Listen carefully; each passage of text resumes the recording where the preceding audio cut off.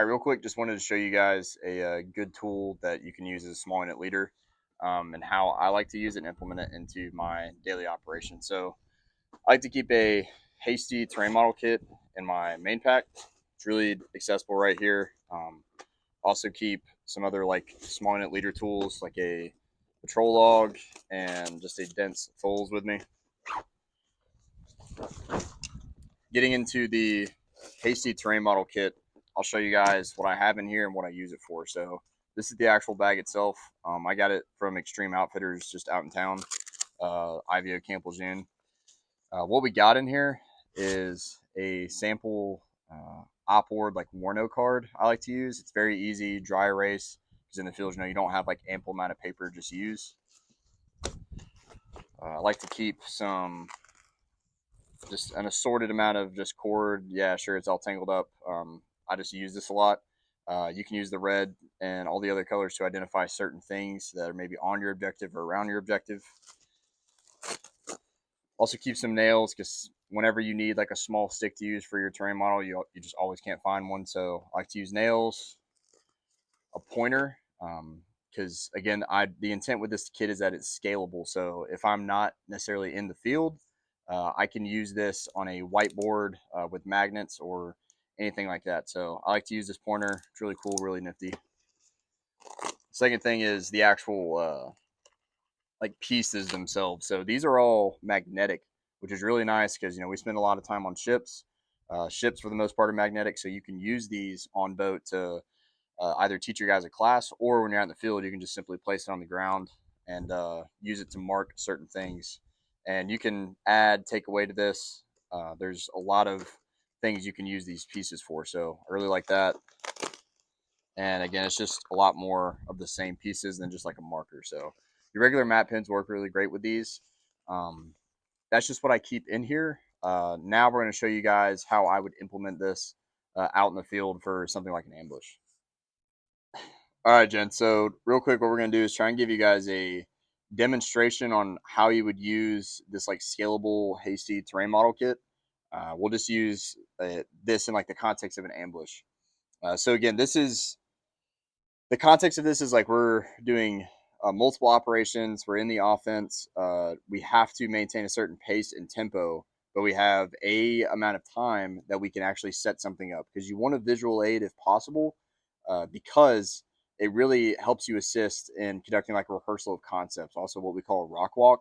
It's not just a visual aid; it's a visual aid to do with the rock. So if you have the time and space, do a terrain model. It doesn't have to be the most in-depth thing ever. It's going to help your small unit leaders be able to rehearse what they need to do in like the actual area they need to do it. So if you have the time and space, do it. So we're going to do this in the context of an ambush. We have our just some orientation. We have our north seeking arrow. So north is that way. We have an LOA. This LOA is marked by a north to south running tree line. We have our road or avenue of approach that we think the enemy is going to be approaching on.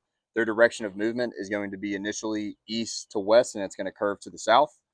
Our ideal kill zone is going to be at the bend in this road, so it's going to be an L-shaped ambush, and we are going to sit up into our positions along this small portion of tree line marked by the green paracord. So this is how it's going to roll. So we're going to have our ORP, where our platoon, let's go to the squad, where our squad is staged.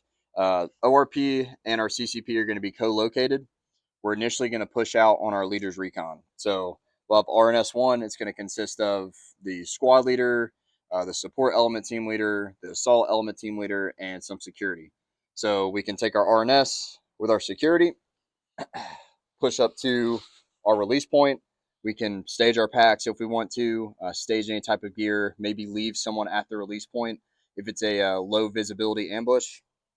Go from our release point, and then from there, if this is your flavor, you can set in your security yourself. So RNS team leader, squad leader in places his right security, moves up, in places his left security, comes back to release point, gets a radio check with him, make sure he can still talk to him. Cool. RNS pushes back to ORP. From there, we can get our elements. So we have our supporting element, supporting effort 1, main effort, and supporting effort 2. Once we've disseminated the information to the rest of our small unit leaders, then this RNS kind of goes away and we just become our actual element. So supporting effort 1, main effort, supporting effort 2. What I would do as a squad leader is I would brief at my ORP once you get to a release point. These efforts then turn into the assault, support, and security. So we patrol up to our release point. Supporting effort 1, they move to their position. They become, we'll just make them the assault element. Go from there. Main effort, they can then co-locate themselves to the assault element. Supporting effort 2 comes up to release point, and then they get into their positions along this tree line at the kill zone. And again, what you can tell your guys is once we get into those positions, how we're going to initiate the ambush, whether that's the assault initiating the ambush or the support. A lot of people think you shouldn't initiate ambush as an open bolt weapon system. Again, it's just based on the context. Ideally, you're initiating this ambush with some type of explosive, whether that be like a claymore mine, 40 mic, something where you can get that shock and awe effect on the enemy. And this is also important because we have our LOA. So once the support, they finish doing what they're doing on the objective, assault goes to sweep the kill zone. The assault element knows now that this tree line that's running north to south is my LOA, and I shouldn't be pushing past it. You can then go as far as like how we're going to break it down. Assault element, they sweep the kill zone up to the LOA. They come back, they move straight to the release point, go back to the ORP, or maybe they go to a link up point. Support element, they break down, come to link up, and then security breaks down, goes to link up, breaks down, go to link up. Again, that's just a hasty example of an ambush. Definitely skipped over some things, left some things out, but really just demonstrating how this real hasty terrain model kit allows you to get an accurate depiction of what you want to happen on the deck. And then when you're doing your rehearsal of concepts, you can have your team leaders or element leaders walk you through what they need to do at each step. So hope that helped you guys out. Hope it was a accurate visual aid.